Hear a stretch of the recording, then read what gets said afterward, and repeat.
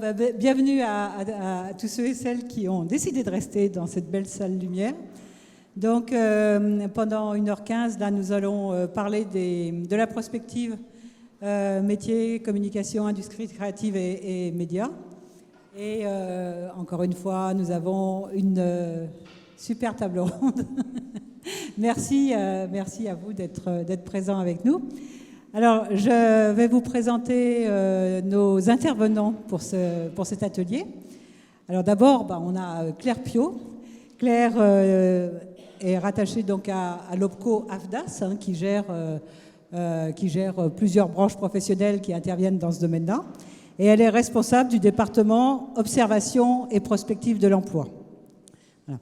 Et nous ferons, comme nous l'avons fait sur le précédent OPCO, c'est-à-dire qu'elle viendra nous présenter alors une étude qui a une particularité, qui est d'être une étude vraiment interbranche, c'est ça, hein? Donc, qui est ce qui est assez rare quand même dans ce qui est fait au sein des OPCO. Donc une belle initiative. Alors ensuite, nous avons Anne-Marie Gelonec. Alors Anne-Marie Gelonec est présidente et fondatrice d'une agence de communication qui s'appelle Bergamote. Bergamote a une caractéristique, c'est qu'elle fonctionne selon un mode de gouvernance particulier qui est la sociocratie. Donc Anne-Marie pourra vous expliquer tout à l'heure brièvement ce qu'est la sociocratie et nous aurons l'occasion d'en parler de façon plus détaillée. Ensuite, je vous présente Aymeric Vincent. Alors, Aymeric Vincent est le directeur de la transformation et de l'innovation RH du groupe Les Échos Le Parisien. Donc, on était sur une petite structure avec Bergamote. Là, on est sur une grande structure. Et il est également président de la Commission paritaire nationale de l'emploi et de la formation des agences de presse. Et enfin, je vous présente Laurent Quintreau. Laurent Quintreau est chez Publicis. Il est secrétaire général du Better Pub, syndicat affilié à la CFDT. Il s'occupe des activités qui nous concernent, mais aussi de toutes les activités liées à la nouvelle économie, c'est ça?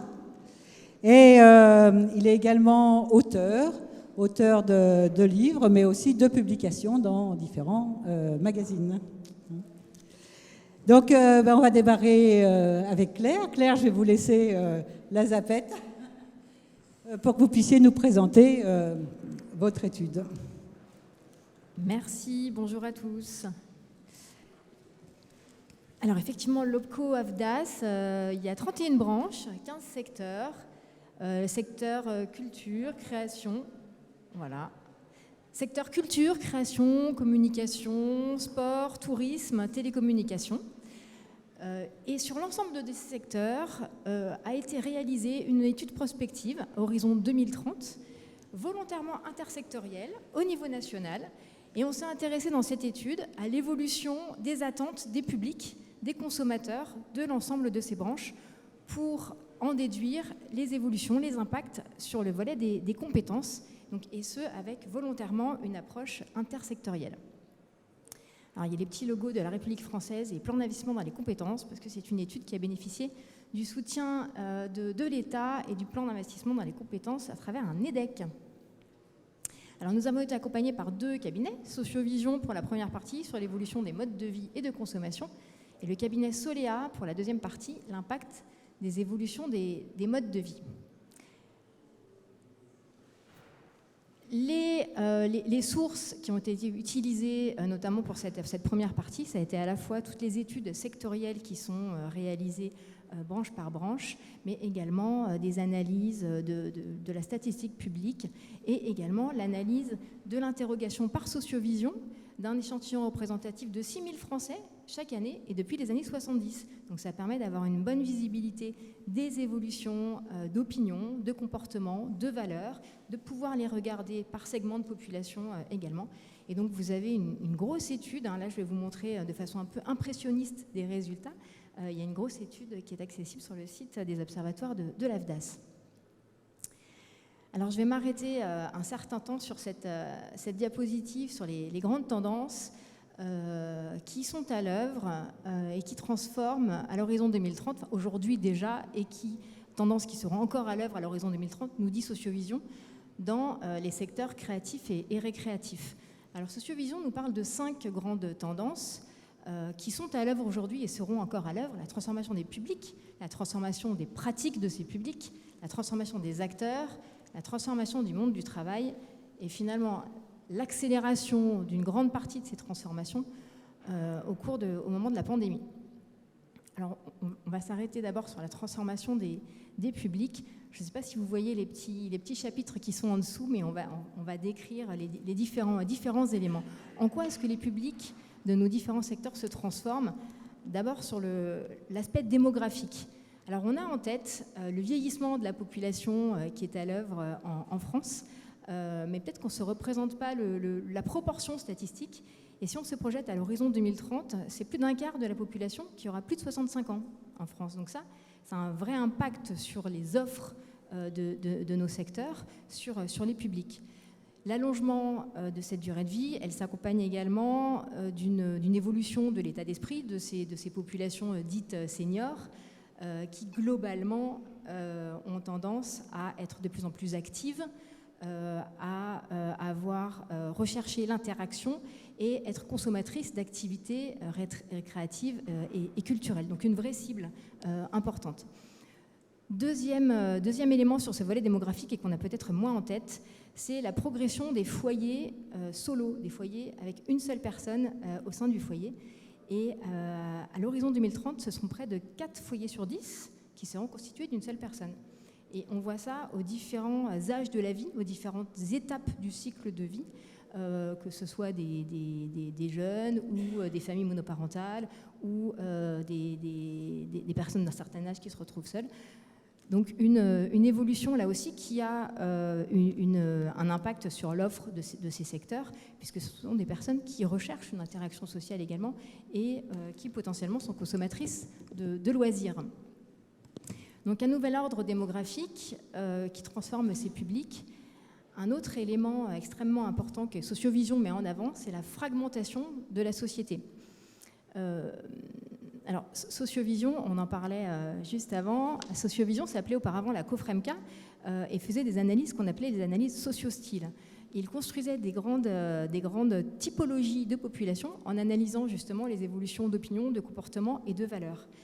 Et dans leur exercice 2021 de construction de typologie, ils se sont aperçus qu'il y avait de plus en plus de fragmentation et de radicalisation sur le plan des valeurs, avec, je schématise, 4 groupes: des nostalgiques identitaires, avec des valeurs liées à la tradition, une partie de la population qui a le sentiment d'être déclassée.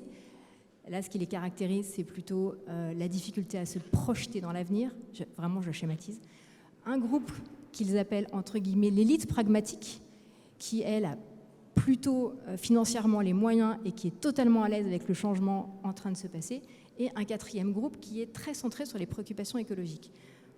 Et sur ces typologies de population, ils arrivent à projeter le recours, la consommation d'offres et de services créatifs et récréatifs. Donc on voit qu'il y a une vraie segmentation et qu'il y a une difficulté pour ces secteurs, peut-être potentiellement, à parler à l'ensemble de la population et qu'il faut peut-être réfléchir de façon plus ciblée sur les différentes offres. Et donc ce que dit Sociovision, c'est que les différents groupes ont tendance à s'écarter les uns les autres et qu'il y a une radicalisation. Et on peut dire qu'on l'a vu avec la séquence électorale qui vient de s'achever. Sur la transformation des publics, dernier élément que Sociovision met en avant, c'est la crise du sens. On a des questions qui sont posées depuis un certain temps sur êtes-vous d'accord ou pas avec la phrase suivante: j'ai le sentiment que ma vie manque de sens. Et on voit une progression qui est assez importante avec près de 40% des Français qui nous disent aujourd'hui avoir le sentiment parfois que leur vie manque de sens. En tendance, c'est une progression qui est extrêmement impressionnante, qui progresse davantage depuis 2008 et puis les conséquences de la crise des subprimes et qui s'est développée au moment de la pandémie. Ce qui a un effet sur les offres et sur les compétences avec des publics qui sont à la recherche de sens, d'apprentissage et de sécurité sur l'ensemble des plans d'accompagnement de façon globale. Et la crise de sens, je fais un petit lien avec la transformation du monde du travail, on le voit aussi sur le monde du travail avec aujourd'hui près d'un quart des actifs qui indiquent envisager de vouloir changer de travail. Et on pense à ce qu'on voit aux États-Unis, ce qu'on appelle la grande démission et l'interrogation sur le fait que ça pourrait arriver en France. Donc très rapidement, la transformation des publics. Les pratiques se transforment également avec le premier point que Sociovision met en avant, qui est la dématérialisation des usages. Alors ça, c'est une évolution des pratiques que l'on connaît bien maintenant. Sociovision nous indique qu'il y a eu 2 grands pics d'évolution qui ont participé à l'accélération de la dématérialisation des usages. On voit un pic en 2011-2012 avec sous l'effet de la technologie, avec la généralisation des smartphones et des tablettes. Et puis, au moment de la pandémie, une accélération du recours à différents usages dématérialisés. Donc, une accélération de cette dématérialisation. En parallèle de cette dématérialisation, on a une production de data qui s'accélère et avec un vrai impact sur les compétences, la capacité à les collecter, à les analyser et à protéger leur accès. Autre grande transformation des pratiques qui a un impact extrêmement important, l'ère de l'écologie concrète. Alors Sociovision nous dit que la dernière décennie, ça a finalement été la progression de la sensibilisation des publics à l'égard de ces sujets environnementaux et de l'impact de la transition écologique, et qu'on entre maintenant dans l'ère de l'écologie concrète, donc dans la nécessité de changement et de l'attente des publics à l'égard des preuves de changement, des indicateurs, des modifications de process, de réglementation, de labellisation. Cette attente des Français, on voit qu'elle est très centrée sur l'entreprise aussi. Il y a trois types d'acteurs qui peuvent participer à cette transformation, les pouvoirs publics, les entreprises, les citoyens. Eh bien, on a des Français qui attendent beaucoup de l'entreprise sur ce sujet-là et avec une attente qui a vraiment progressé au cours de la pandémie. Une attente qui avait baissé à la suite de la crise des subprimes de 2008 et qui ne baisse pas aujourd'hui malgré l'inflation ou les craintes éventuelles à l'égard de la situation économique. Donc l'enjeu RSE pour l'entreprise qui est vraiment une attente forte de la part des publics. Troisième élément de cette transformation des pratiques, des nouvelles pratiques de consommation. Ça aussi, on le connaît bien, avec une consommation de plus en plus locale, le Made in France qui a le vent en poupe. Je passe vite sur ces éléments qu'on connaît mieux. Et quatrième point de cette transformation des pratiques, ce sont les préoccupations sanitaires qui deviennent absolument fondamentales et qui ont un vrai lien avec la pratique dans les secteurs créatifs et récréatifs, dans le tourisme ou dans le sport notamment, avec les préoccupations sanitaires qui deviennent centrales. On voit le développement du tourisme santé ou du sport santé. Donc des préoccupations sanitaires qu'on a vu progresser et qui resteront sans doute très fortes, même à l'issue de la énième vague de la pandémie, nous dit Sociovision. Troisième point, la transformation des acteurs et en premier lieu les médias. Alors je laisserai les intervenants en parler plus précisément, mais donc les médias ont connu une mutation au cours des 10 dernières années absolument fondamentale. L'apparition de nouveaux acteurs, les plateformes, une grande modification des différents modèles économiques, l'apparition d'autres acteurs aussi qui sont les acteurs amateurs, et avec une multiplicité de la parole et de la création de contenu. On voit d'ailleurs en réaction sur ce sujet les publics interrogés, les Français qui disent avoir de plus en plus besoin d'accompagnement pour démêler le vrai du faux dans ce contexte de multiplication des contenus et de création de contenus. Ce qui est intéressant sur les médias aussi, on peut citer le jeu vidéo qui progresse énormément et dont les codes finalement deviennent des codes qu'on retrouve dans le développement des médias et le recours à l'information. On pense à la plateforme Twitch qui au départ était vraiment liée aux jeux vidéo et qui devient aussi un canal d'information. La réinvention des territoires, mais là on s'éloigne un peu de notre sujet, la ville verte, Smart City, on retrouve ces éléments-là dans le rapport, et le nouvel ordre géoculturel, mais qui a sans doute déjà évolué depuis la sortie de l'étude, avec des mouvements sur la scène internationale en cours importants. Transformation du monde du travail, la quatrième tendance, avec des nouvelles trajectoires professionnelles qui sont à l'œuvre. Alors on parle beaucoup des nouvelles générations, alors Z, on parlait de la génération Y, et avec une vision du travail assez distincte de la génération X. Lorsqu'on leur demande par exemple s'ils sont prêts à sacrifier leur vie privée pour leur vie professionnelle, on a des réponses qui sont proportionnellement, littéralement inversées entre la génération Y et la génération X, génération Y et Z et génération X. On voit aussi, nouvelle trajectoire professionnelle, le développement du statut d'indépendant qui progresse. Et ça, c'est assez nouveau. C'est depuis le milieu des années 2000 et accompagné par la création du statut de micro-entrepreneur de 2009. Et donc, on a une progression de ce statut, alors à la fois en complément d'activité, de salariés, mais également en activité principale. Voilà, nouvelle génération, nouveaux repères, avec, pour schématiser, la vie professionnelle qui est vue de façon globale en mode projet, avec dès que le sentiment qu'un projet est fini, peut-être passer à une autre entreprise, donc le changement qui est vraiment dans la culture de cette nouvelle génération. Mais la table ronde, je pense, reviendra largement sur ce sujet-là. Et la pandémie, qui a été un accélérateur de ces différentes transformations. Donc là, je suis allée assez rapidement, et vous avez des tableaux, finalement, qui viennent un petit peu structurer ces différents facteurs de changement et l'impact, les enjeux pour nos secteurs, avant d'aborder la question des compétences. Si on résume, on a 4 grands facteurs de changement. La transformation numérique, d'abord, avec la mise en place de nouveaux modèles économiques, avec l'apparition des plateformes notamment, de nouvelles chaînes de valeur, ce qui crée de nouveaux enjeux commerciaux et organisationnels. On a le développement de l'économie de la donnée, on en a parlé, avec des enjeux de collecte, de structuration et d'utilisation des données au sein de l'entreprise.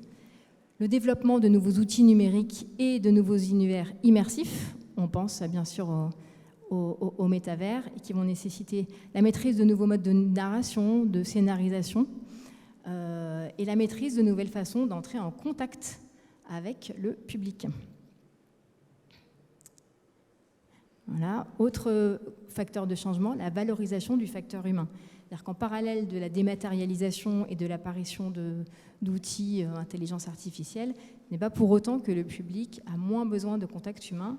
Il y a la recherche de conseils humains et d'expériences physiques, voire même parfois d'expériences sensorielles, émotionnelles, qui sont recherchées en parallèle de la volonté d'accéder de façon dématérialisée aux interactions les plus basiques.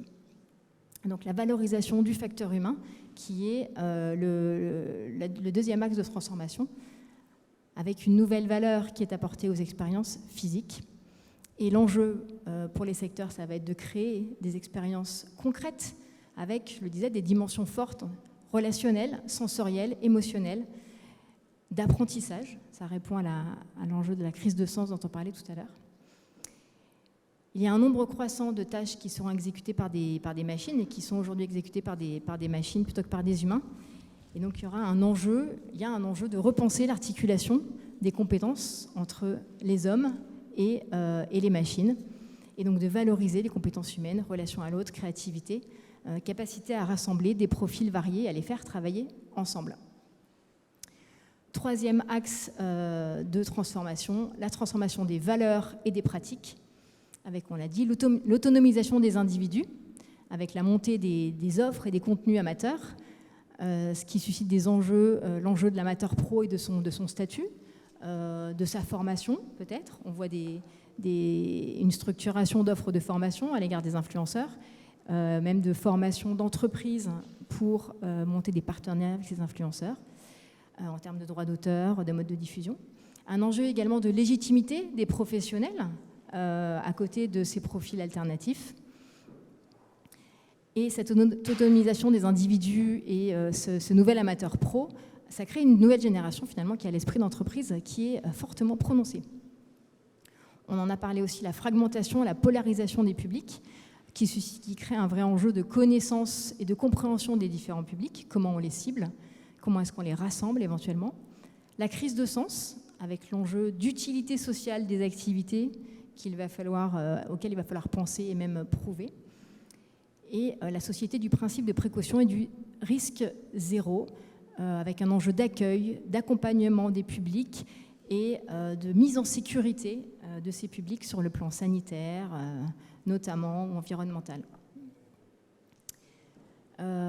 Et enfin, l'enjeu de la transition écologique, avec de nouvelles réglementations et de nouveaux objectifs en matière de développement durable, ce qui crée des enjeux en termes de process. Il s'agit de revoir toutes les étapes de la chaîne de valeur pour minimiser la consommation des ressources.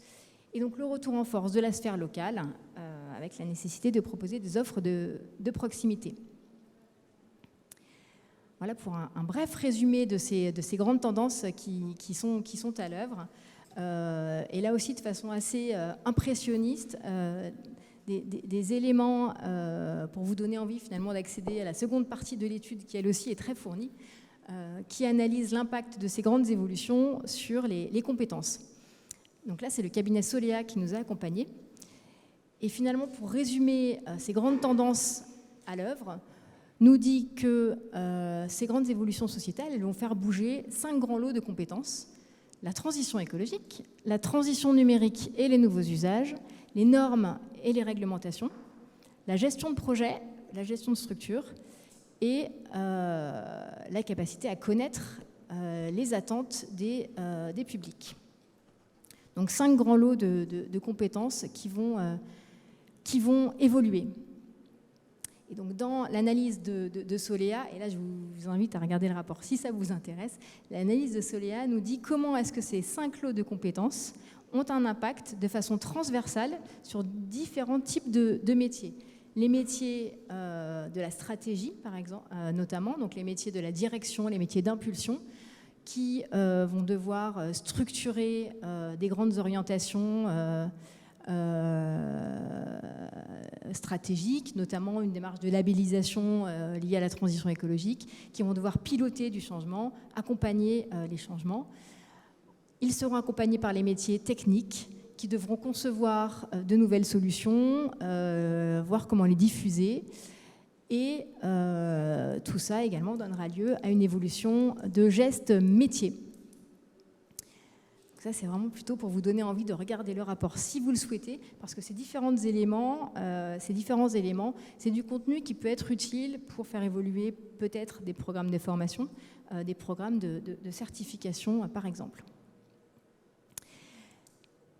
Et si Solea a regardé finalement aussi l'impact de façon transversale, l'impact de ces évolutions sur les métiers, on a les petits pictogrammes qui sont dessinés en haut, avec la transition numérique, les réglementations, la gestion de projet, la connaissance des clients et la transition écologique.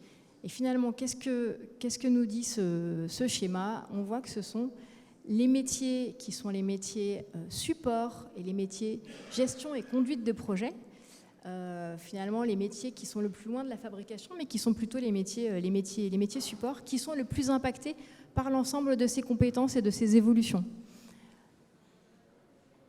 Et donc notamment le métier RH qui doit connaître l'ensemble de ces nouvelles évolutions. Et puis enfin, on avait posé la question à Soléa de savoir s'il y avait des nouveaux métiers qui apparaissaient et d'autres qui disparaissaient. Finalement, la conclusion, c'est que ce sont des métiers qui sont en transformation, mais qui sont même en augmentation. Ce sont des métiers augmentés auxquels on assiste aujourd'hui, avec la nécessité de savoir faire de plus en plus de choses en lien avec la transition écologique. Les compétences d'avenir, des compétences sensibles, il y en a assez peu. Les compétences d'avenir, il va falloir savoir transformer, réparer, trier, maintenir, entretenir des bâtiments.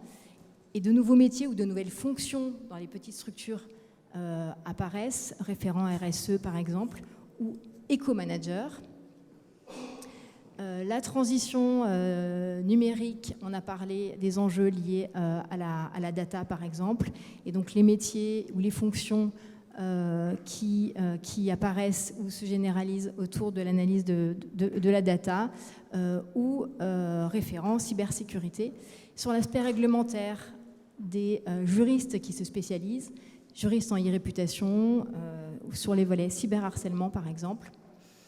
Et sur l'aspect connaissance gestion de projet d'abord, la gestion de projet qui devient de plus en plus une compétence d'avenir.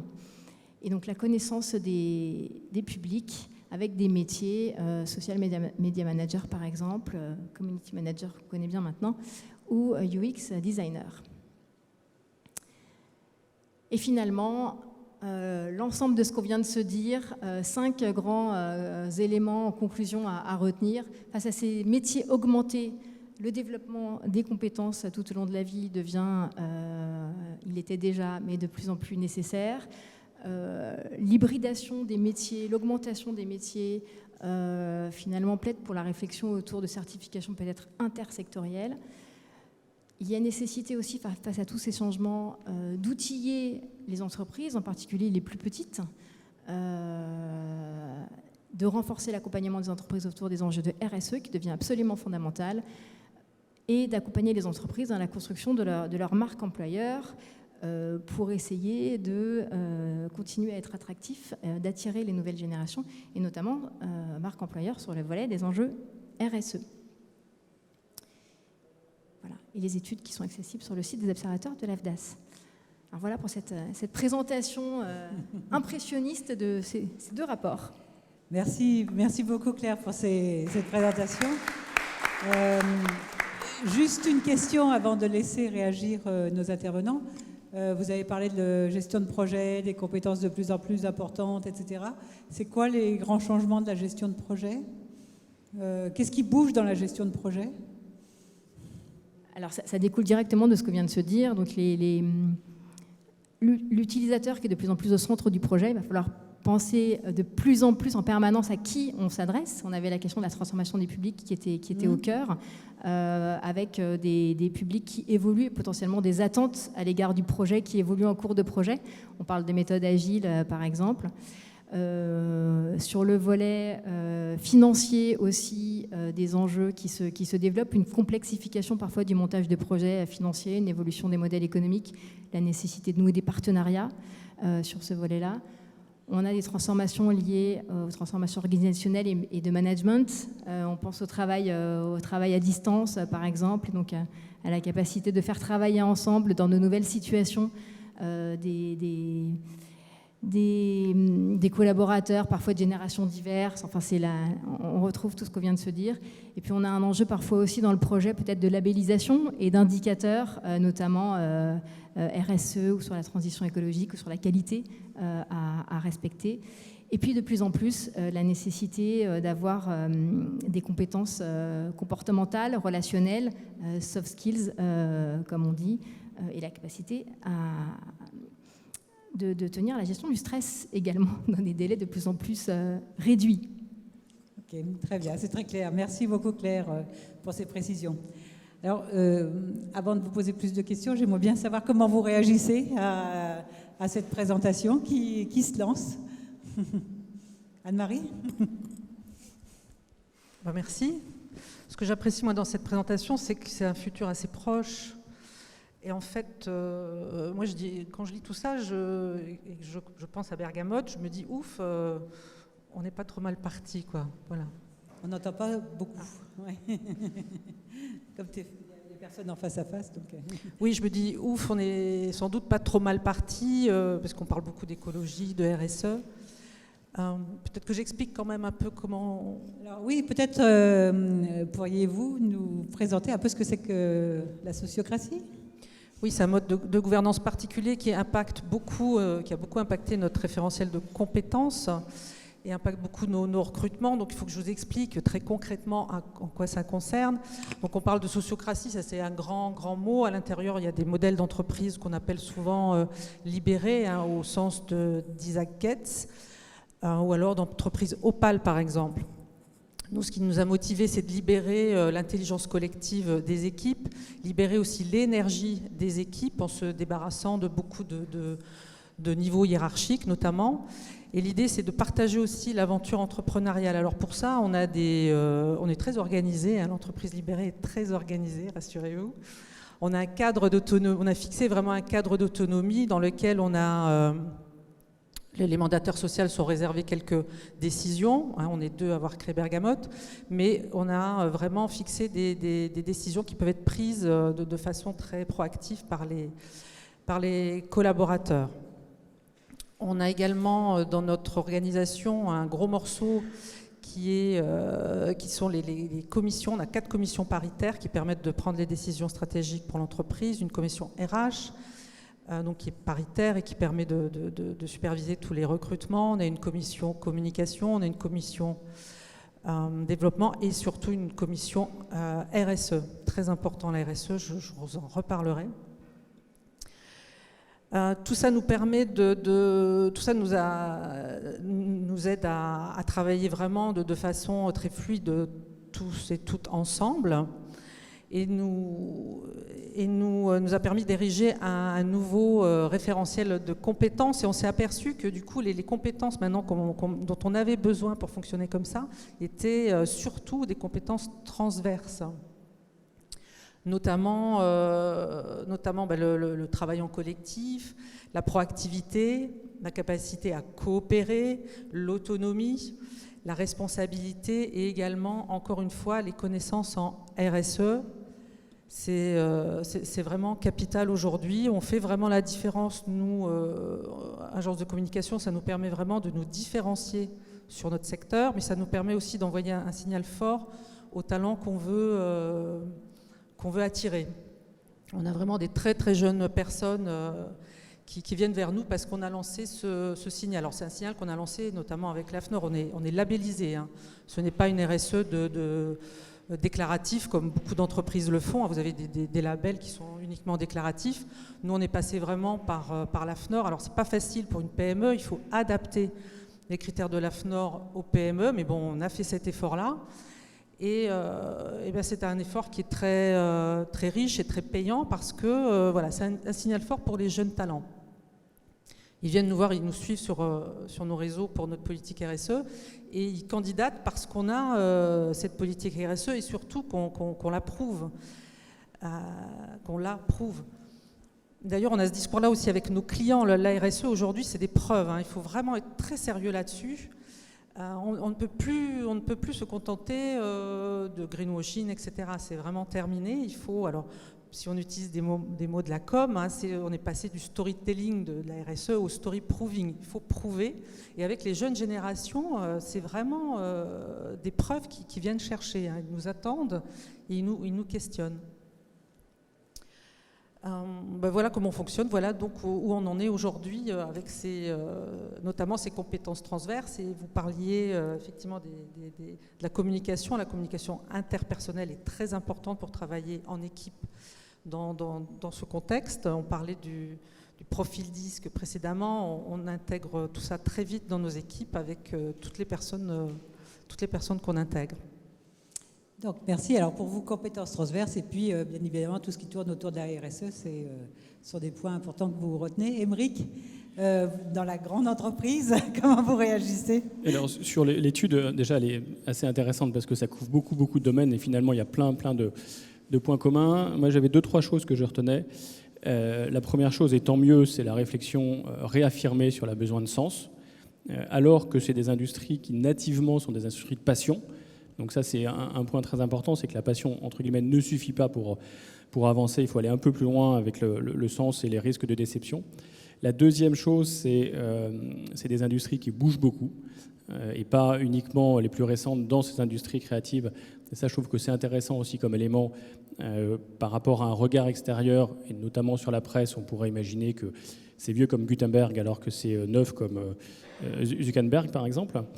Et puis le dernier point que j'ai trouvé intéressant, c'est qu'il n'y a pas finalement de compétences exclusivement techniques sur tel ou tel outil à apprendre, mais plutôt des compétences très génériques, et notamment la gestion de projet qu'on évoquait il y a 2 minutes, et la capacité à transmettre par l'émotion. Donc 3-4 éléments tout à fait intéressants. Merci. Alors c'est vrai qu'on ne parle pas beaucoup des connaissances techniques dans l'étude. Finalement, c'est pas quelque chose qui ressort en disant, je sais pas, on pourrait imaginer que pour aller dans le métavers, il faut connaître telle et telle chose, absolument. Les bases de la réalité virtuelle, etc. Mais c'est pas les premières choses qui ressortent dans votre étude. Oui, alors elle était volontairement transverse, l'étude, mais il y a l'idée qu'effectivement tout ce qui est technique peut être appris relativement plus rapidement et qu'il y a une vraie acculturation sur d'autres types de compétences plus transverses. Oui, tout à fait. Laurent, en tant que représentant syndical, comment vous réagissez? En tant que représentant syndical et syndical créatif dans une agence de publicité, effectivement, je peux faire le lien entre l'aspect créatif assez dense de la présentation entre l'aspect assez dense, assez théorique de la présentation qui nous a été faite et ce que le salariat, enfin plutôt les travailleurs, parce que le terme de salariat est de plus en plus émietté en constituantes différentes, comment ça se vit de l'intérieur, c'est-à-dire qu'est-ce qui se passe. Et moi, je le traduirais peut-être en une expression, c'est le grand retournement. C'est-à-dire qu'on assiste vraiment, et il y a eu une accélération avec la crise sanitaire, ou avec le télétravail, on a amené l'extérieur à l'intérieur, c'est-à-dire chez soi, et le chez-soi à l'extérieur, une accélération finalement de tout un tas de changements de fondamentaux. On avait l'impression qu'on travaillait dans un cadre stable, et c'est précisément l'inverse auquel on assiste. C'est-à-dire qu'on se rend compte que le cadre, il est mouvant en permanence. Et l'enjeu, il n'est pas de rester dans un cadre stable et de ne pas s'ennuyer, mais il est précisément de réussir à s'adapter à ce cadre mouvant. On peut le comparer à un train fantôme ou à n'importe quoi, où il se passe toujours quelque chose de différent qui change un petit peu ce cadre. Et enfin, avec le numérique, il y a également une inversion dans les supports. On avait l'impression que les supports dans la publicité étaient à la marge. C'est-à-dire, je crée ma campagne, je crée mon concept et je le décline en année 1, en année 2, en année 3. Aujourd'hui, on est complètement subordonné au support numérique et c'est le support numérique qui va primer sur le contenu, d'une certaine manière. Donc ça aussi, c'est quelque chose de fondamental qui fait qu'il y a un avant et un après le digital, il y a un avant et un après le télétravail. On ne va plus jamais travailler comme avant, c'est clair. Et puis on est en train de se rendre compte, ça a été évoqué très justement, que notre désir est peut-être infini, mais pour paraphraser l'autre, on vit sur une planète finie, aux ressources finies. Et ça, c'est quelque chose aussi qui crée un retournement, notamment dans le fait qu'on est obligé de s'adapter, d'adapter son comportement à une certaine sobriété. Les soft skills, qui étaient aussi quelque chose qui était à la marge, sont en train de devenir des choses fondamentales. On est en train de se rendre compte que le relationnel, eh bien, ce n'est pas un petit truc parmi d'autres, mais c'est un truc central. Voilà, bon, je ne vais pas monopoliser, mais ça fait partie en tout cas des choses qui surgissent comme ça quand j'ai entendu cette présentation. Je viens juste réagir sur ça. Je trouve que c'est très intéressant et pour des instituts de formation, c'est un enjeu qui est très complexe parce que finalement, vous avez entre les mains des jeunes qui vont apprendre pas mal de choses. Il faut réussir à allier à la fois ces compétences techniques parce que oui, il y a besoin d'outils, quoi. Je veux dire, s'il faut faire du montage vidéo, il faut connaître Premiere. S'il faut faire je ne sais quoi, il faut connaître les outils. Et dans le même élan, leur demander une maturité de réflexion et d'appropriation des soft skills qui par définition, vont se développer au fil des années, et notamment à la confrontation avec l'entreprise. D'où l'importance, de mon point de vue, de l'alternance et des stages, où là, il y a ce mélange-là et cette confrontation d'une réalité un peu théorique apprise à l'école à une réalité très, très factuelle. Et ça, c'est tout à fait important. Sans pour autant oublier, parce qu'on parle des soft skills, des hard skills, mais il y a les dernières qui, à la mode maintenant, sont nommées les mad skills, donc les compétences un peu atypiques, un peu folles, qui font aussi la différence entre les uns et les autres. Donc tout ça est plutôt réjouissant de se dire que les capacités d'apprentissage des outils se développent au fil des années et finalement, à travers des tutos ou autres, on peut avancer aussi. Et les capacités humaines reviennent au premier plan. Très intéressant. Est-ce qu'il y a des actions qu'il faut, alors, selon vous, absolument mettre en place, alors que ce soit chez vous ou dans les formations? Est-ce qu'il y a des choses qui manquent? Comment vous voyez les choses pour la suite là? Qu'est-ce qui, par rapport à cette étude qu'on a vue, est-ce qu'il y a des endroits où vous avez des difficultés à trouver des gens? Ou est-ce qu'il manque des choses? Quelle est votre perception? Je continue alors, mais il y a plein de sujets. Donc si on prend le sujet qu'on a évoqué là, qui est le sujet de l'écologie au sens un peu large du terme, une des difficultés à laquelle on est confronté aujourd'hui, c'est la capacité à faire une différence entre son engagement citoyen, sa passion du quotidien et les considérations économiques d'une entreprise. Si je prends un exemple qu'on a eu par exemple aux écoles parisiens, il y a des collaborateurs qui ont dit il faut plus de viande à la cantine. Bon, pourquoi pas, dans l'absolu. Mais ça relève d'un choix individuel. Après, on peut proposer des choses alternatives et complémentaires. Ou des engagements qui, économiquement, n'étaient pas tenables pour un groupe comme le nôtre, mais comme plein d'autres, mais qui, intellectuellement, étaient intéressantes pour l'enjeu qu'on évoquait de la planète. Et ça, je trouve que c'est une des choses les plus difficiles aujourd'hui, c'est de garder la fougue de la passion sur ces thématiques-là, qui est importante, et en même temps d'y mettre une petite goutte de raison, une petite goutte ou un océan de raison, je ne sais pas, qui permettent d'allier, si j'étais un peu simple, l'économie et l'écologie, quels que soient nos métiers. Oui. Oui. Bon, sachant que ça peut se traduire d'une façon... Enfin, moi, j'appartiens à une organisation syndicale qui plaide pour une révision totale des indicateurs économiques suite à la commission Stiglitz. Notamment, pourquoi, par exemple, ne pas mettre l'actif sur les salaires ? La notion d'actif salarial, le fait que dans les normes comptables, que les normalisateurs systématiquement mettent le salaire en négatif, c'est un choix. C'est un choix économique qui a été fait à un certain moment.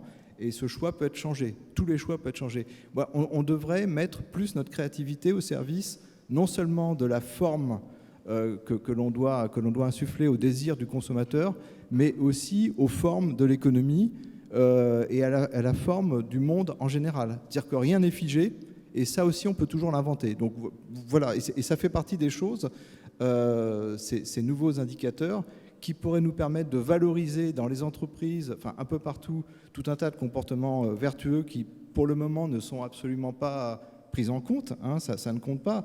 Alors, il y avait question à un certain moment, il y a le Bhoutan, je sais, qui prend en compte le bonheur. Il y a le bonheur national brut. Il y a des choses comme ça qui sont de temps en temps lâchées, mais il n'y a pas un chantier absolu sur le sujet, alors que ça mériterait... en tout cas, ça répondrait à tout ce qu'on sent venir, qui est extrêmement puissant, à ce désir de changement dans tous les domaines. Voilà.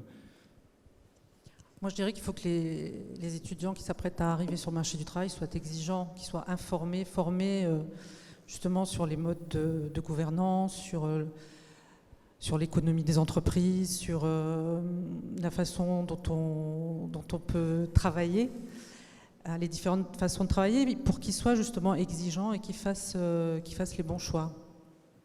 Dans votre mode de gouvernance, comment les gens réagissent? Est-ce que c'est quelque chose, quand ils entrent dans votre agence, ils sont contents d'entrer dans une agence avec un mode de gouvernance différent?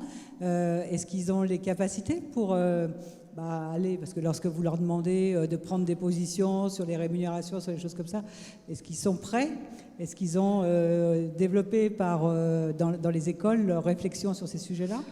Non, en général, ils découvrent l'entreprise libérée, ils ne savent pas du tout ce que c'est. Alors, ils connaissent la RSE, donc ils viennent un peu par le biais de la RSE. Après, quand ils découvrent le mode de gouvernance, et par exemple le fait qu'on a on a la transparence totale des rémunérations, on discute de du partage de nos résultats de façon collective. Bon, on est 14, hein, donc c'est plus simple. Mais voilà, on le fait de façon collective. Tout ça, ils le découvrent. Alors nous, ce qu'on fait, c'est qu'on forme nos collaborateurs. On les a formés à la gestion, pas précise, mais en tous les cas aux grands indicateurs de l'entreprise. On les forme vraiment à l'aventure entrepreneuriale pour qu'ils comprennent tout l'impact de leurs demandes, tout l'impact de leurs revendications quand ils ont des revendications. Donc l'entreprise, elle a une obligation de pédagogie et de formation pour impliquer ses collaborateurs. On ne s'implique pas si on ne comprend pas pourquoi on fait les choses. Alors ça demande beaucoup de temps de formation. C'est vrai qu'on passe beaucoup de temps en séminaire autour de la rémunération. Là, on a par exemple élu notre comité de rémunération qui va décider des augmentations et dans lequel je ne suis pas et je suis bien contente. Ça y est, je ne vais plus m'en occuper. Et bon, ça nous a pris 2 heures à 14. Donc c'est vrai que ça a un coût pour l'entreprise. Mais derrière, ça dégage de l'énergie, puis ça va plus vite.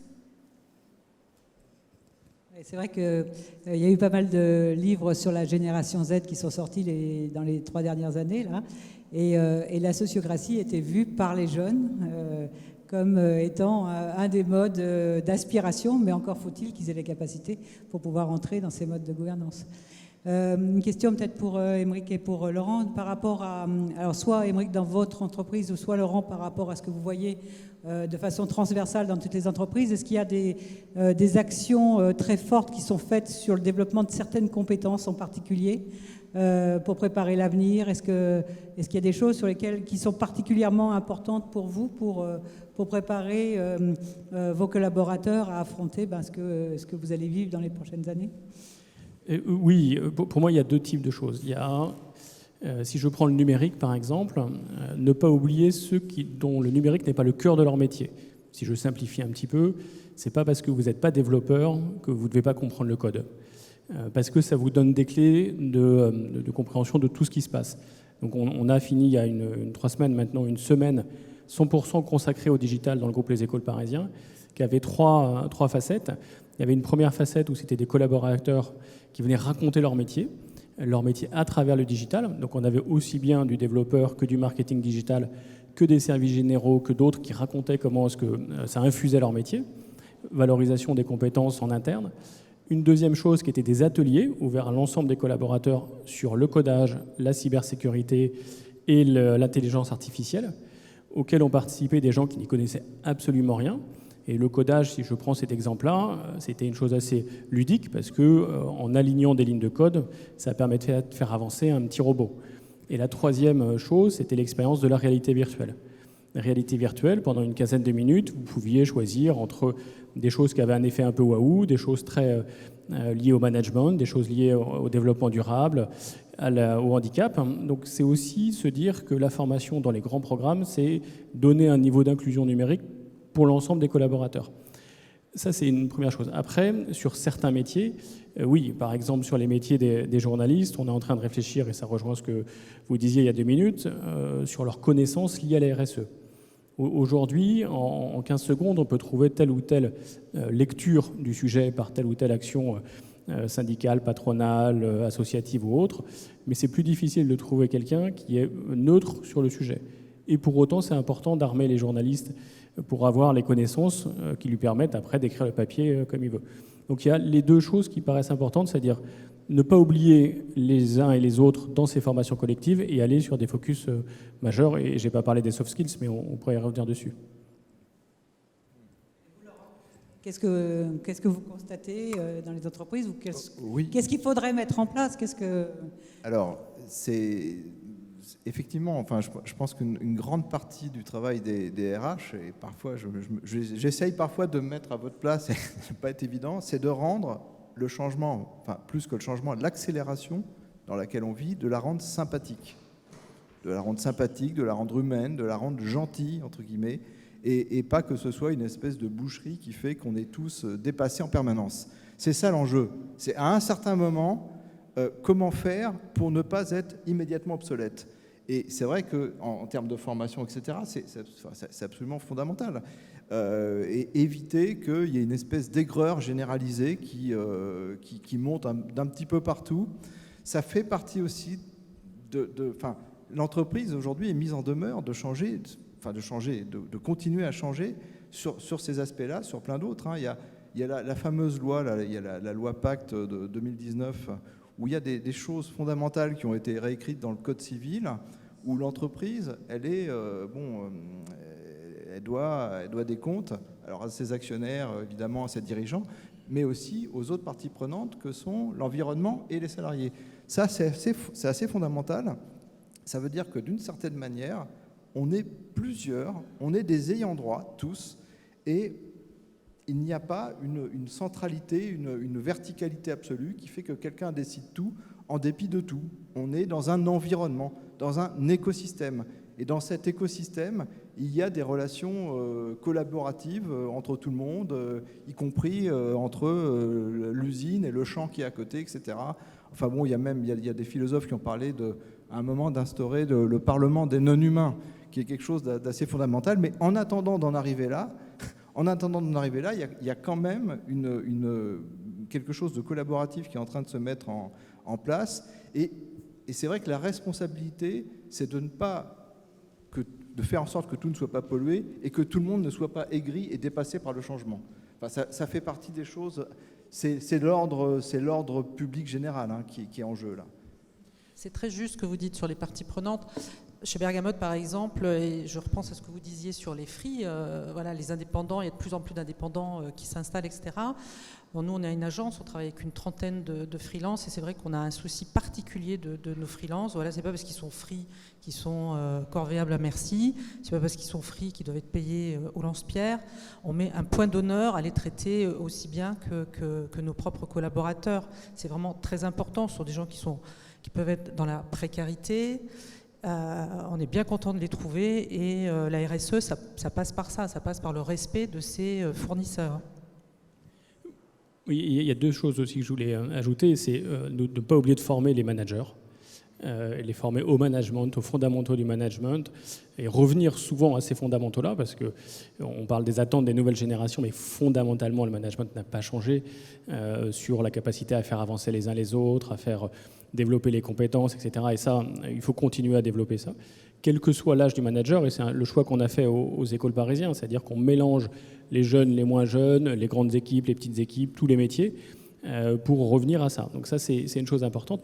Et puis l'autre chose aussi, qui rejoint ce qu'on disait sur la RSE, sur l'engagement d'une manière générale, c'est de trouver la frontière entre qu'est-ce qui relève de l'entreprise et qu'est-ce qui ne relève pas de l'entreprise.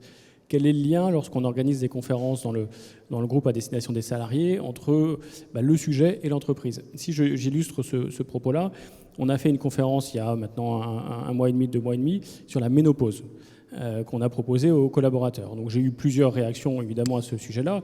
Et j'ai eu des réactions de femmes qui m'ont dit « mais pourquoi tu nous pointes du doigt ?» J'ai eu des réactions de femmes qui m'ont dit « oh là, si je m'inscris, ça veut dire que je suis dans cette zone et c'est pas bien ». Et puis beaucoup de réactions en disant « c'est vachement bien d'avoir fait ce sujet-là parce que ça engage le groupe ». Et j'expliquais à chaque fois que si on a fait une conférence sur ce sujet-là, c'est pas juste pour être dans le vent parce que c'est sympa ou parce que je sais pas quoi, c'est parce qu'il y a un lien direct avec le travail. Et ça, je pense que c'est important de garder aussi ça, parce que sinon l'univers de l'entreprise devient un autre univers que celui du lieu de travail des uns des autres. Oui, c'est donc vous prêchez pour une ouverture vers des sujets qui sont des sujets plus sociaux, plus transversaux, enfin, qui marquent la société, c'est ça ? C'est ça, mais en gardant le lieu d'où on parle. Dire que je suis entreprise, je ne suis pas association, je ne suis pas école, je ne suis pas syndicat, etc. Et donc pour moi, c'est très important de garder et d'expliciter ce lien-là. Quand je fais une conférence sur manager la singularité, pour l'intégration des personnes en situation de handicap d'une manière générale, c'est pas uniquement pour se dire voilà c'est bien, c'est une action sociale aussi, c'est parce que ça apporte quelque chose à l'entreprise et il y a un lien dans l'entreprise. Et si on perd ça, ça veut dire que demain, l'entreprise devient finalement un fourre-tout, où on ne sait plus trop quelles sont les limites. Est-ce que je dois absolument dire oui à toutes les envies? Est-ce que je dois être sur 100% télétravail? Est-ce que toute ma vie privée vient dans la vie de l'entreprise? et avec les dégâts que ça fait derrière. Parce qu'on parle beaucoup du télétravail et des avantages positifs, mais il y a aussi quelques inconvénients à avoir amené chez soi la vie du bureau et l'inverse également, quoi. Donc attention aux limites et aux exigences des jeunes générations sur ça. Et là, je trouve qu'il y a un rôle important d'éducation dans le bon sens du terme, de dire ce qui relève de ma vie privée, ce qui relève de ma vie publique, de ma vie professionnelle, de chez moi, etc. Qui n'est pas facile. Dans la présentation de Claire, on a vu qu'il y avait deux populations qui étaient dont les métiers évoluaient beaucoup. Donc j'ai posé la question à Claire sur la gestion de projet. Également, vous avez parlé tout à l'heure des fonctions support. Alors, vous, en entreprise, est-ce qu'il y a des choses particulières que vous attendez par rapport aux gens qui sortent de ces formations, ou est-ce que vous avez mis en place des compléments de formation particuliers ? Alors, moi, en fait, je cherche souvent des chefs de projet éditoriaux, je ne les trouve pas. Je trouve des chefs de projet, je trouve des journalistes, mais je ne trouve pas la chef de projet éditorial qui a une maîtrise de l'édito, une maîtrise de l'écriture, une exigence sur l'écriture. Donc cette partie-là, elle est assurée souvent en interne. On trouve des gens qui ont un goût pour l'écriture, mais on est vraiment obligé de les former en interne. Après, sur les plus jeunes, ce qu'on trouve, hélas, là, ce à quoi on est confronté, c'est souvent, en ce moment-là, de nos recrutements, des difficultés de rédaction, justement. On a une exigence très, très forte sur l'édito et on a du mal à trouver ce niveau d'écriture ou ce niveau d'expression orale ou ce niveau...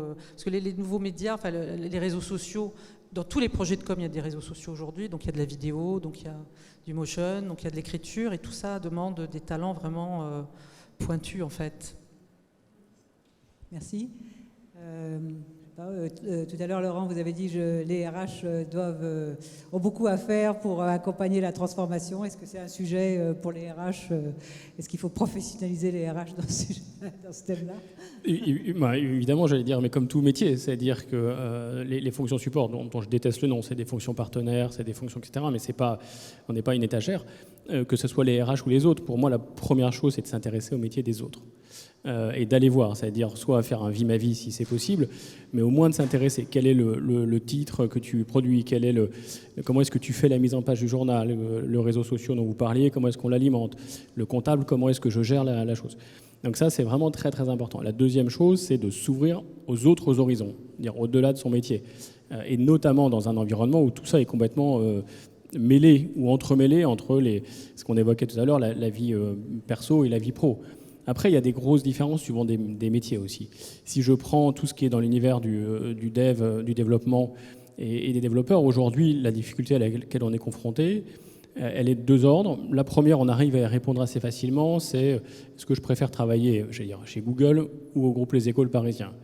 Donc nous, on ne se base pas sur les mêmes choses. On est une société de sens qui contribue au développement de la démocratie, etc. Et Google, ils ont d'autres objectifs. Donc ça, on arrive à répondre. Par contre, la deuxième chose qui est, lorsqu'on a un candidat à qui on fait une proposition à X euros et que deux heures après, il a la même fois deux, il y a un moment donné, on ne peut pas. On ne peut pas parce qu'il y a un problème, et c'est très intéressant aussi comme enjeu RH, d'équilibre entre les uns et les autres. Et ça, c'est un message très fort aussi à passer aux plus jeunes générations qui arrivent sur le marché du travail. C'est soyez évidemment gourmands, ambitieux en termes de REM, mais pensez à un petit peu plus que le premier job et à beaucoup plus que ce que j'aurai à la fin du mois sur mon bulletin de salaire. Et ça, c'est très très vrai dans ces métiers-là. Après, il y a d'autres métiers où c'est moins exigeant. Merci pour ces interventions. Alors peut-être un peu de temps pour... est-ce que vous avez des questions particulières dans la salle ? Ou des remarques ? Est-ce qu'il y a des... qui se lancent ? Non, pas de remarques ? C'est la fin de la journée. S'il n'y a pas de questions, mais je veux bien continuer sur un débat qu'on a un petit peu abordé et qui est, je trouve, intéressant aussi dans les éléments d'apprentissage des plus jeunes, c'est ce qui relève de l'intime et ce qui ne relève pas de l'intime en entreprise. Les 3 dernières années nous ont montré, avec la crise de Covid, beaucoup de choses chez les collaborateurs, volontairement parfois, involontairement parfois. Qui n'a pas vu l'enfant passer devant la caméra ou montrer en disant « regardez comme il est beau ». et que le premier qui n'a pas dit « oh là là, il ressemble à sa mère ou à son père dans tous ses caractères » se lève, quoi. Ou qui n'a pas déduit un élément de décor de l'endroit où le Teams ou le Zoom a été fait sur des préjugés, je sais pas, le lingot d'or sur la belle cheminée, ou au contraire, le lit qui n'est pas fait de l'étudiant à qui on fait passer un entretien de stage, quoi. Et ça, c'est deux, trois éléments qui, je trouve, interrogent la collectivité d'entreprise, ou des choses moins rigolotes, quand vous avez un collaborateur qui est venu vous dire que par son immunodéficience sur telle ou telle chose, moi j'ai eu un collaborateur qui est venu me voir sur un poumon qu'il avait en moins, dont je n'avais pas connaissance, mais qui faisait d'elle, une personne en situation de fragilité par rapport à l'épidémie. Demain ou après-demain, le manager qui a cette connaissance-là, de cette personne-là, qui a révélé cette fragilité, et notre collaborateur aux compétences identiques, comment est-ce qu'il va choisir ? Donc là, il y a un élément qui est très fort, je trouve, à exprimer, c'est de se dire que je ne peux pas reprocher à mon manager ou à mon entourage des choses que je ne lui ai pas données. Après, attention à ce que je lui donne pour le contextualiser et donner des éléments de compréhension. Et ça, c'est un des enjeux qui, je trouve, aujourd'hui est très très fort post-crise, et que j'allie aussi à ce qui était marqué dans l'étude et qui était très intéressant et qui a été à nouveau confirmé sur la déprime généralisée. Je n'aime pas aller dans ces extrêmes-là, mais sur la nouvelle relation à l'engagement, au travail, à l'effort qui est nécessaire quand même à regagner, quoi. Et pour combien de temps, je ne sais pas, et comment, on n'a pas les clés. Mais ça, c'est des beaux enjeux d'entreprise. Et d'accompagnement des partenaires sociaux, parce que c'est aussi des choses dont on discute ensemble, quand on voit le rôle d'engagement nécessaire aussi auprès des élus par rapport aux collaborateurs et les collaborateurs par rapport aux élus dans leur rôle de représentation, c'est très important comme engagement. Je veux bien juste, je ne veux pas vous embêter, mais juste un peu parler de ça. Oui, le rôle des partenaires sociaux. Alors effectivement, on parle beaucoup du faible taux de syndicalisation en France, que les partenaires sociaux ne servent à rien, qu'on ne les a pas vus, etc., etc. On parle de plein de choses, on dit plein de vilainies sur les partenaires sociaux, sauf qu'au quotidien, quand on est un partenaire social, quand on est sur les branches, quand on est conseiller du salarié, quand on est... Eh bien, on se rend compte qu'il y a tout un travail gris, pas illégal, mais un travail qui n'est pas sous le feu des projecteurs, qui est fait en permanence. Combien de dizaines, de centaines de milliers d'accords signés en France, hein ? Et c'est fondamental. C'est évidemment, bon, en général, c'est pas très glamour, c'est pas très rigolo, c'est pas quelque chose dont on se vante comme ça en soirée, mais c'est fondamental. Ça fait tenir les choses, ça fait tenir le quotidien des gens, ça les aide à passer. Quand on accompagne, par exemple, un salarié pour un licenciement, je veux dire, si on n'était pas là, il y aurait beaucoup d'actes parfois irréversibles. Bon, il se trouve qu'on est là dans les moments où précisément les personnes ont besoin de nous et qui sont des moments qui ne sont pas sous le feu des projecteurs. Et c'est vrai que ça, c'est quelque chose qui est tu par définition, qui est toujours dans une espèce d'angle mort. Voilà. Il y a, au niveau de l'entreprise, évidemment, mais aussi rendre hommage au travail qui est fait à l'AFDAS, qui est par définition, mais je laisserai Claire l'évoquer plus largement, paritaire, hein, c'est-à-dire qu'il y a à la fois employeur, à la fois salarié, et moi je vois au niveau de la branche de la presse et des agences de presse, on travaille ensemble, on n'est pas toujours d'accord, et heureusement qu'on a des positions différentes aussi, pour fournir un peu ce type d'études, et ça c'est très intéressant, et le rôle des OPCO aujourd'hui a évolué et permet aussi d'avoir une vision professionnelle, et merci d'avoir organisé ces tables rondes, parce que ça permet aussi de redescendre cette division-là auprès de vous qui allez fournir les jeunes employés de demain ou après-demain, quoi. Oui, David, pardon. Merci. Oui, à vous entendre, j'aurais aimé avoir votre réaction sur l'analyse suivante. Que ce soit l'entreprise libérée ou la façon dont vous faites des vies ma vie, où vous essayez d'ouvrir, d'avoir une approche un peu open-minded de vos salariés, j'ai le sentiment que le sujet il est plutôt lié à la façon dont les uns et les autres travaillent ensemble. D'ailleurs, ça me permet je parle sous votre contrôle, de rappeler que l'entreprise libérée, pour moi, elle n'est pas liée à la génération Z. Hein. Moi, je l'ai connue dans le monde industriel avec Favi, Jean-François Zebrist. On parle des années 80. Là, hein. Donc, mais du coup, lui, comme d'autres à ce moment-là, ont essayé de mettre en place un système de collaboration au travail, effectivement en cassant le lien hiérarchique, c'est vrai, et en essayant de faire en sorte que les salariés, quels qu'ils soient, ou que les parties prenantes, donnent un avis sur quelque chose qui leur tient à cœur, et surtout bossent ensemble. Voilà, à vous écouter, peut-être que, mais je préfère votre avis directement, le sujet il est peut-être là, c'est comment on fait pour ne pas tomber dans l'individualisme. Mes objectifs ne sont pas tes objectifs, donc moi je bosse en silo, ce que tu fais à côté ça ne me regarde pas. Et ça rejoint le sujet du syndicalisme aussi. Est-ce que c'est pas lié quelque part à une perte du corporatisme et du poids des métiers ou du poids des branches dans lesquelles nos jeunes générations, entre guillemets, ne se retrouvent pas et vivent pour eux, quoi, sans voir ce qui se passe à côté? Oui, je suis complètement d'accord. Un des enjeux très importants de l'entreprise, c'est justement d'allier les deux impossibles, c'est-à-dire les individualités et pour autant donner un sens à la collectivité du groupe.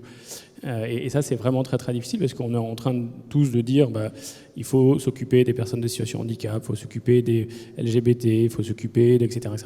Mais comment est-ce qu'à un moment donné, je m'occupe de tout le monde, sachant qu'à chaque fois, ce qui m'intéresse, c'est moi, quoi. Quand on négocie des accords égalité femmes-hommes, souvent ce qui intéresse, c'est moi, femme ou moi, homme, où est-ce que je suis dans la situation, alors qu'on est en train de parler d'une globalité. Et ça, c'est très difficile. Après, sur l'autre point, qui est la relation, oui, je suis complètement d'accord. Je suis pas un grand fan de la manière dont les entreprises dites libérées s'organisent, mais ça, c'est un autre sujet. Par contre, la vraie question, c'est la confiance et la relation, d'où mon propos tout à l'heure sur les managers. Dans cette formation qu'on donne aux managers, il y a notamment la notion de feedback, positif et négatif, c'est-à-dire de dire d'une manière régulière à son collaborateur ce qui va et ce qui va moins bien, et d'attendre de lui et de créer les conditions pour que lui le dise. C'est horriblement difficile, surtout quand on est jeune collaborateur, ou à l'inverse, quand on est dans des progressions de carrière où on a peur de dire quelque chose parce que ça empêcherait d'avancer. Mais ça, c'est un élément majeur de formation. Et là-dessus, je ne sais pas si dans vos différents parcours, il y a ça, c'est-à-dire donner les clés aux plus jeunes, d'exprimer quelque chose qui peut paraître comme une revendication, mais qui est juste un propos positif pour faire avancer l'échange, et avec les bons mots. Que ce soit, nous, on forme les managers sur l'oral et on va les former sur l'écrit aussi, parce que le poids du mot n'est pas tout à fait le même lorsqu'on l'écrit, et ce n'est pas à mes deux voisins que je vais l'apprendre que lorsqu'on le prononce, mais d'accepter de dire quelque chose dans une démarche qui n'est pas une revendication, mais dans un élément de constructif de débat. Oui. Oui, chez Bergamote, on fait effectivement aussi, on pratique aussi vraiment le feedback, plus comme des moments de discussion pour progresser dans ce métier. Après, on a un temps tous les trimestres pour tous ensemble, pour se dire voilà, comment on se sent en ce moment dans l'entreprise. Comment on se sent, quoi. C'est pas comment on s'organise pour aller plus vite, pour faire des devis plus chers, etc. C'est pas du tout ça. C'est vraiment, on s'installe et on s'écoute. Comment ça se passe en ce moment? Comment on se sent dans l'entreprise? Est-ce qu'on se sent bien? L'idée, c'est effectivement de mixer les parcours individuels de chacun, les ambitions individuelles de chacun, mais aussi de s'inscrire dans un collectif, dans un projet. Il faut faire partager un projet, il faut faire partager une aventure, en fait. Donc voilà, c'est comme ça, on avance en faisant.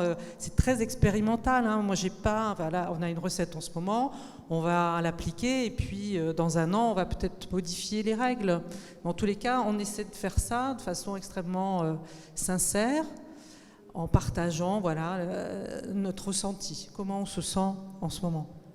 Et moi la première, enfin nous les premières, les dirigeantes et les collaborateurs, tout le monde le dit, quoi. Comment je me sens en ce moment? En ce moment, j'ai pas trop confiance, en ce moment je suis un peu inquiète, en ce moment j'ai la patate, il faut que ça continue, voilà. Mais c'est qu'est-ce que je ressens en moi? Et ça, je pense que c'est la grosse différence avec des entreprises, on va dire classique, où on ne vient pas forcément dans l'entreprise pour dire ce qu'on ressent, on vient pour travailler, pour avoir un rôle, pour faire quelque chose. Vous voyez, on n'est pas dans ce côté qu'est-ce que ça me fait de venir travailler aujourd'hui, quoi. Et ça rejoint la première partie sur la gestion de projet. Et ça, ce que je trouve assez intéressant dans les formations que vous développez les uns les autres, c'est faire travailler les étudiants en projet. Donc ça veut dire la nécessité de s'appuyer sur d'autres que juste mes meilleurs potes, sous réserve qu'à la fin de cette gestion de projet, il y a aussi une analyse, non pas du résultat, j'ai produit le document X ou Y, mais un regard sur la méthode qu'on a employée. Dans mon équipe, quand on fait des projets, et on en fait évidemment régulièrement, je fais toujours un retour sur expérience pour dire voilà, qu'est-ce qui a marché, qu'est-ce qui n'a pas marché. Et je le fais d'abord avec les acteurs du projet et puis ensuite avec l'ensemble de mon équipe pour que chacun puisse bénéficier de ça. Et ça, ça répond aussi à la question de dire comment est-ce que je travaille en confiance avec des gens que je n'ai pas forcément choisis, qui n'ont pas forcément mon âge, qui n'ont pas forcément mes compétences, mes appétences. Et pour autant, il faut qu'on y avance ensemble. Après, toujours dans les parties prenantes, il y a aussi les clients, et on interroge aussi les clients. Nous, à la fin de chaque projet, c'est est-ce que ce projet s'est bien passé, pourquoi il s'est bien passé, pourquoi il ne s'est pas bien passé, comment on progresse. Oui, ce qui est intéressant, et là je vais être obligée de faire rien, mais je pense que là on a d'autres pistes de compétences qui sont justement de faire réfléchir les jeunes, de préparer les jeunes à réfléchir à leur contribution au collectif, parce que finalement, que ce soit au mode de gouvernance, que ce soit à leur engagement dans l'entreprise, que ce soit dans un engagement au service de la collectivité, notamment un engagement syndical, c'est de se dire c'est intéressant qu'ils arrivent en entreprise avec cette réflexion sur le collectif et sur comment aussi avoir cette démarche réflexive d'analyse de finalement qu'est-ce qui a bien marché, qu'est-ce que je pourrais améliorer et puis comment je me sens, comment je peux faire aussi évaluer les choses. Donc on est sur une autre piste de compétences. Oui, d'ailleurs nous on a modifié toutes nos fiches de fonction pour quand on recrute quelqu'un, les valeurs de l'entreprise et puis la notion, l'importance du collectif, elle arrive en premier, elle arrive bien avant les compétences métiers qu'on attend. C'est vraiment quelque chose sur lequel on est devenu ultra vigilant. On fait passer les profils disques aussi pour ça. On cherche vraiment des gens qui sont intéressés par l'aventure collective. Oui, pour l'anecdote et conclure, quand je fais passer des entretiens de recrutement pour des gens dans mon équipe, en fait, ça les sidère toujours parce que quand ils me disent alors qu'est-ce que vous attendez de moi, etc. Je leur dis, moi, il y a 3 choses qui importent. Et dans cet ordre-là, la première, c'est que vous soyez sympa parce qu'on va passer quand même un paquet de temps ensemble. Donc là, ça déclenche toujours un sourire, mais je le crois fondamentalement. Et c'est pour ça que dans les personnes que je recrute dans l'équipe, à part moi, le manager, ils rencontrent toujours quelqu'un d'autre et qui ne sera pas leur manager, mais un collègue ou autre. Et c'est encore plus vrai pour les alternants que pour les autres, mais on le fait systématiquement. La deuxième qualité, c'est la curiosité. Et je leur demande systématiquement qu'est-ce qui les a surpris. Quel que soit le sujet, moi ce qui m'a surpris en arrivant ici, c'est les 4 tableaux. Tout à fait féminins, on le voit bien, mais qui révèlent à un moment donné une évolution de ce lieu-là, etc. Et puis la troisième chose, et c'est ce qu'on évoquait là, c'est les compétences techniques et autres. Mais en partant du principe que, évidemment, s'il y a 0 compétences techniques et qu'on doit faire une mise en page, ça pose problème. Mais s'il n'y a pas les 2 premières, on est mal aussi. Ok, très bien. Eh bien, merci beaucoup, Laurent, Aymeric, Anne-Marie, Claire, merci. Et bravo pour votre intervention. Merci beaucoup.